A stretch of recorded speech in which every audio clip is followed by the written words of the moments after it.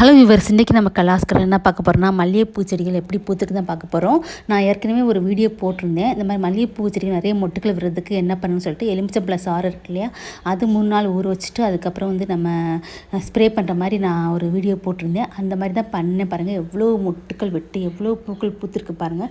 எல்லாவுடைய இலைகள் அடி பக்கத்துலேயும் எல்லா இடத்துலையும் நம்ம மொட்டுக்கள் நிறைய விட்டுருச்சு. பூக்கள் பார்த்திங்கன்னா நல்லா ஒரு 8 அடுக்கு மல்லின்னு சொல்லுவாங்களே, மதுரை மல்லி, அந்த மாதிரி பூத்திருக்கு பாருங்கள். எவ்வளோ அழகாக பூத்திருக்கு பாருங்கள்.